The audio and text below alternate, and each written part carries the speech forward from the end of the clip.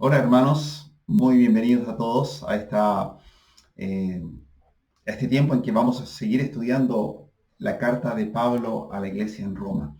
Estamos ya en el episodio número 23 y wow, ha pasado el tiempo. Llevamos muchos meses compartiendo y estamos ya entrando en el capítulo 11 del libro de Romanos y quiero animarte. Quizás tú no has podido seguir la serie, no lo has hecho en forma sistemática. Algún día lo podrás hacer, ahí tienes un material. Si algún día quieres estudiar el libro de Romanos, puedes ir siguiendo la serie que hemos estado compartiendo. Y si no lo has podido seguir, yo te animo a que hoy día puedas aprender lo que Dios tiene para ti y para mí en esta tarde. Así que vamos al capítulo 11 del libro de Romanos para que podamos seguir en la enseñanza. Ahí el apóstol Pablo dice lo siguiente, versículo 1. Digo pues, ¿ha desechado Dios a su pueblo? En ninguna manera, porque también yo soy israelita de la descendencia de Abraham y de la tribu de Benjamín. Eh, la pregunta es, ¿ha desechado Dios a su pueblo Israel? ¿Por qué Pablo está preguntando esto? Porque sin duda lo que hemos venido viendo, Israel ha sido incrédulo al mensaje de Dios. Israel ha sido rebelde a la llegada del Mesías. No han querido aceptar a Cristo como Salvador. Se han sumido en la dureza de sus corazones, han rechazado el mensaje bendito de la gracia. Y nosotros podemos ver en los capítulos anteriores, en el 9, en el 10, que aborda la incredulidad de Israel. Y aún así, Dios sigue siendo fiel. Por eso cuando tú miras el capítulo 9, el inicio del capítulo 9, tú lo puedes ver con tranquilidad. Pablo dice, tengo continua tristeza en mi corazón y dolor por mi pueblo. ¿Por qué? Porque mi pueblo ha sido rebelde, incrédulo y han rechazado el mensaje bendito de la salvación. Y cuando ves el capítulo 10, que lo vimos anteriormente, Pablo dice, el anhelo de mi corazón y mi continua oración es por la salvación de mi pueblo Israel. ¿Ya? Entonces, cuando tú ves el contexto de Romanos, Romanos está tratando con un pueblo duro de cerviz, que creía ser salvo por obras, que rechazaron al Mesías, que cuestionaban la salvación por gracia. Una y otra vez eh, se endurecían en sus propios razonamientos frente al mensaje divino de Dios. Entonces Pablo llega aquí y pregunta, después de todo este rechazo, de toda esta negativa, ¿ha desechado Dios a Israel? Y se contesta y dice, no, en ninguna manera. Aún así, Dios extiende su misericordia y sigue amando a su pueblo. ¿Por qué? Porque Dios tiene promesas para Israel aún en el futuro. Por eso, toman, anotan esto. El capítulo 9 habla del pasado de Israel. El capítulo 10 enfoca en el presente de Israel. Y el capítulo 11 enfoca en el futuro de Israel. Por eso, hermanos, una vez más, están entendiendo, el libro de Romanos es un libro con un tinte judío increíble. Y un libro donde nos enseña cómo Dios sigue comprometido con su pueblo aún. Entonces, si tú quisieras tener una descripción del capítulo 11, ¿qué es el capítulo 11? Es la enseñanza de que aún en el rechazo de Israel al Mesías, aún Dios sigue tratando con su pueblo. En otras palabras, Dios no ha terminado con Israel. Dios sigue amando a su pueblo. Israel es su pueblo escogido y Él ha dado promesas. Por eso, aún en los tiempos de tribulación, Dios va a trabajar con su pueblo. Por eso entendemos que el periodo de la gracia termina con el arrebatamiento de la iglesia. Y después viene el tiempo de tribulación. Y hermanos, el tiempo de tribulación es un tiempo perfecto, preciso, donde Dios va a tratar directamente con los judíos. Y Dios va a querer restaurar a Israel y alcanzar a muchos con el mensaje de salvación a través del Mesías. Por eso cuando uno piensa en la tribulación no está diseñada directamente para alcanzar gentiles. El periodo de la gracia es para alcanzar gentiles. Sin duda en la tribulación se van a alcanzar gentiles, sí. Pero la tribulación es el momento donde Dios va a derramar sus juicios sobre esta humanidad y miles de israelitas se van a convertir a Dios creyendo en el Mesías. Es ahí donde entran a participar estos 144,000 escogidos, santos, judíos, que van a predicar el Evangelio en toda la tierra en los tiempos de tribulación. Por eso Pablo en el versículo 1 dice, porque yo también soy israelita, versículo 1, de la descendencia de Abraham y de la tribu de Benjamín. En otras palabras, yo soy un ejemplo de que Dios no ha terminado con Israel. Yo soy un ejemplo de que Dios aún tiene su misericordia con Israel. ¿Por qué? Porque yo soy descendiente de Abraham. Porque yo soy de la tribu de Benjamín. Versículo 2. No ha desechado Dios a su pueblo, al cual desde antes conoció. ¿O no sabéis que dice de Elías la Escritura, cómo invoca a Dios contra Israel diciendo, Señor, a tus profetas han dado muerte y tus altares han derribado y solo yo he quedado y procuran matarme? Mira, aquí Pablo cita un texto que está en Primera de Reyes, que habla del profeta Elías.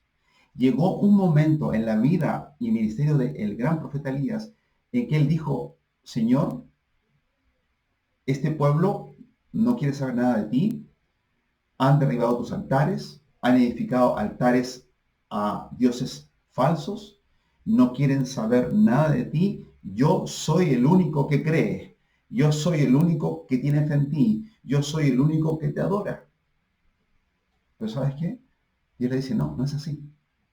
No es así. Si bien es cierto, tú crees, yo tengo aún mucho pueblo, aún tengo gente reservada, tengo un remanente que sí creen, que sí tienen fe y que sí me adoran. Eso le está diciendo, ocupando la historia de Elías, versículo 4.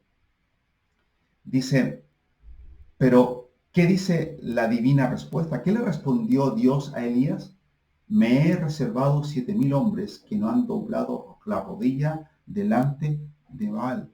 Elías, mira, yo tengo 7,000 hombres aún, sin contar mujeres y niños, que si los contáramos serían quizás 14,000 o 20,000 personas que nunca se han inclinado ante un Dios falso, nunca se han inclinado ante Baal, que es una estatua de adoración de un Dios pagano. Ellos me aman y me sirven. Así que cuidado, Elías, no eres el único. Hay un remanente, hay un pueblo selecto, escogido, que ha sido escogido porque tienen fe, porque han creído en mí y yo los tengo reservados. Por eso, hermanos, el capítulo 11, una vez más, Dios no ha terminado con Israel. Aún hay gente que sí creerá y se arrepentirá delante del Mesías. Hay un remanente fiel. Y no solamente en los tiempos de Elías, sino que también en los tiempos de Pablo, versículo 5. Así también, aún en este tiempo, ha quedado un remanente escogido por gracia. Así que es el paralelo, el paralelo. Así como había un remanente fiel que quedó, que tenía Dios en el tiempo de Elías, Pablo también hay un remanente en los tiempos de Pablo, ¿cierto? Versículo 6. Y si por gracia, ya no es por obras, de otra manera la gracia ya no es gracia, y si por obras ya no es gracia, de otra manera la obra ya no es obra. O sea, hermanos, siempre la gracia y las obras son opuestas, se contradicen, chocan. O sea, en otras palabras, lo que está diciendo aquí, los que son del remanente, que creyeron y fueron fieles, no es por algo bueno que hicieron, no es por las obras que ellos hacían, sino que fue por un regalo de Dios, fue por gracia. Así que los que no fueron alcanzados por la gracia es básicamente no porque no hicieron algo bueno, sino que porque no creyeron en el regalo que Dios estaba ofreciendo. Hermanos, La gracia se define como un regalo. Por eso la gracia es una descripción de la soberanía de Dios. Dios es soberano en su salvación, sí. Nadie más que Dios puede salvar. La salvación es obra de Dios, es un regalo de Dios. El día en que tú aceptaste a Cristo, tú recibiste un regalo que Dios te estaba ofreciendo. Ahora, ¿tienes una responsabilidad? Sí, porque Dios pide creer y pide arrepentirse. Pero aún en tu creencia, en tu fe y en tu arrepentimiento, aún está obrando sobre eso la gracia y el regalo de Dios. ¿Por qué? Porque es soberana gracia de Dios. Porque el autor de la salvación es Dios. La salvación no es por obras, no es por méritos propios, pero sí demanda creer y recibir de parte del hombre. Por eso, una vez más, lo que venimos diciendo del capítulo 12 en adelante de Romanos, hermanos, la gracia de Dios no se derrama en la gente por obras, por las obras que hace, sino por gracia. Y punto. Eso está diciendo. Versículo 7.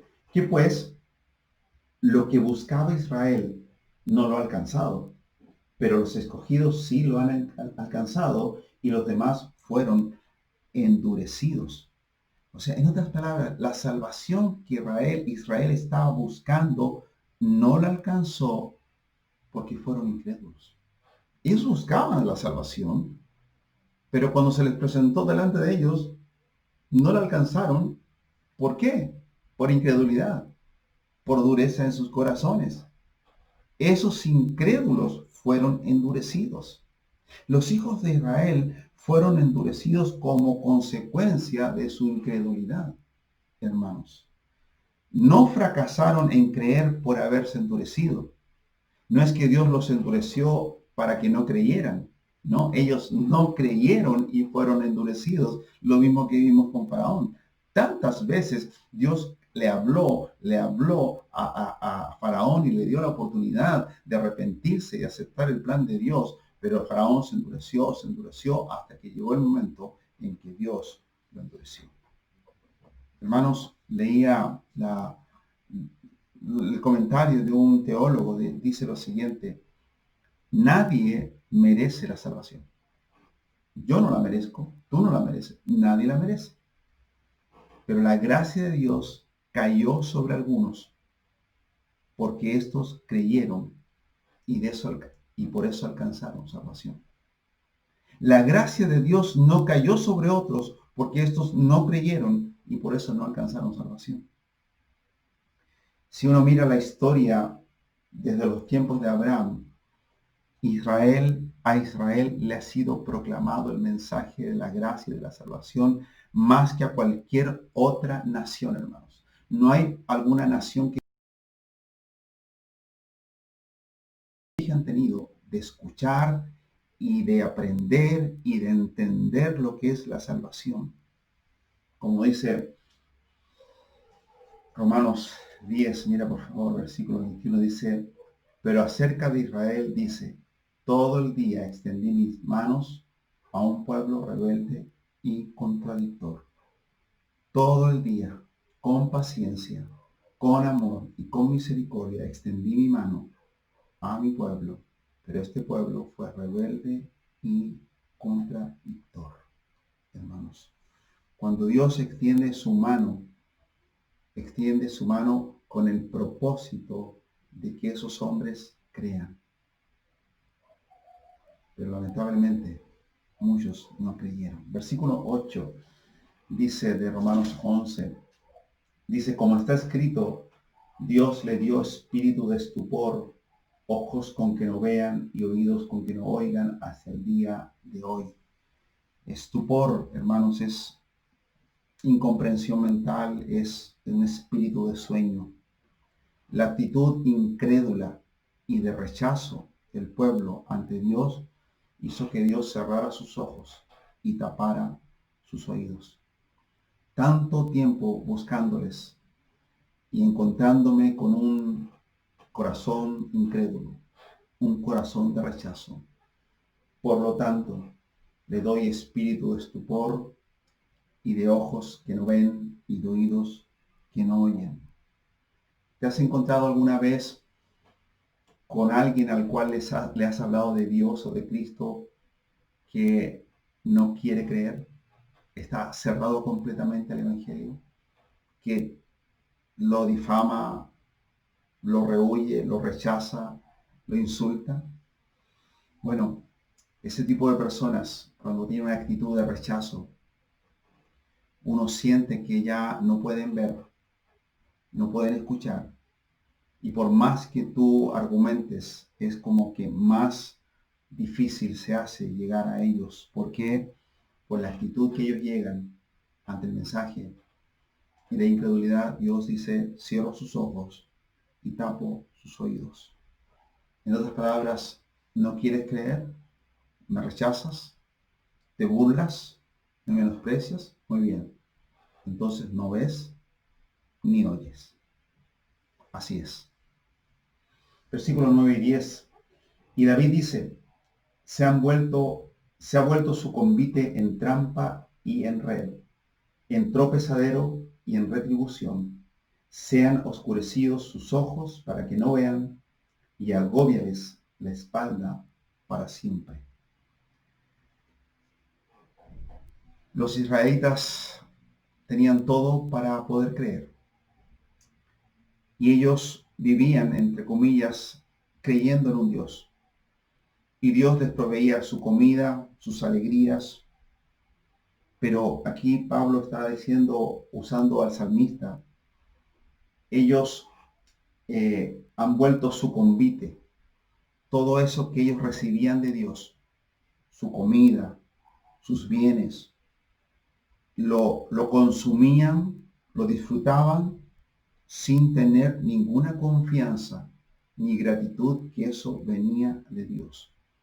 Se alegraban en las fiestas, en lo que poseían, en las bendiciones de Dios, con una actitud arrogante, sin considerar que todo lo que tenían venía de Dios.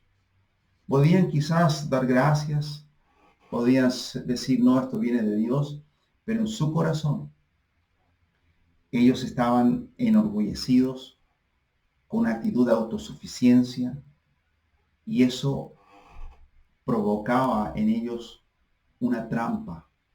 Ellos habían caído, tropezaron, y eso les fue trampa, hermanos. Tantas veces vivimos en esta vida como cristianos disfrutando de lo que Dios nos da, sin reconocer de que cada cosa que tú tienes en tu mesa, cada bien que has logrado adquirir, proviene de Dios.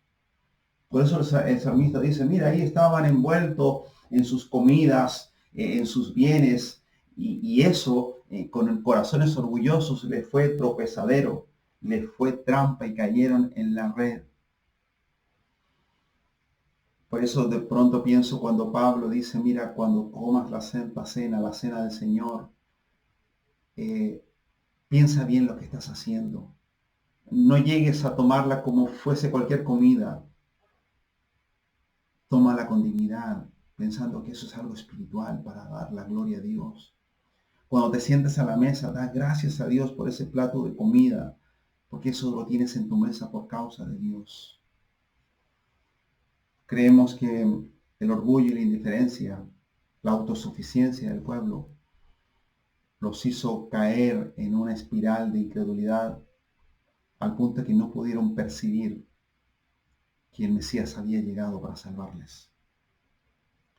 Uno piensa en tantos hombres que hay en esta humanidad, tan inteligentes, tan sabios, que no pueden entender las palabras que dice la Biblia, hermanos. La ceguera espiritual de Israel se produjo en el corazón de ellos por causa de su orgullo, por causa de su necedad. Pero llegará un momento cuando Jesús vuelva a esta tierra después de la tribulación y ellos vean la señal del Hijo del Hombre, como dice Mateo capítulo 24. Y en esos momentos las naciones reconocerán que Él es el Mesías, llegando a la tierra. Dios no ha terminado con su pueblo, el capítulo 11. Dios no ha desechado a Israel. Dios no ha apartado a su pueblo. Aún tiene un plan futuro y sigue extendiendo su misericordia y su amor aún en su incredulidad. Dios sigue siendo fiel a las promesas que le hizo Israel en la antigüedad, a los patriarcas. Por eso el capítulo 11, hermanos, habla del futuro de Israel y comienza preguntando, ¿ha desechado Dios a su pueblo?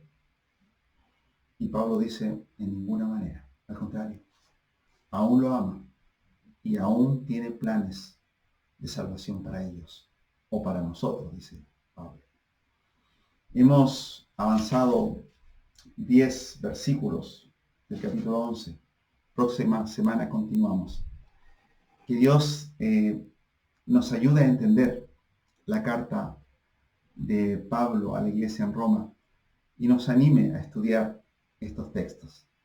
Que Dios les bendiga, hermanos, que tengan un lindo tiempo de oración. Bendiciones.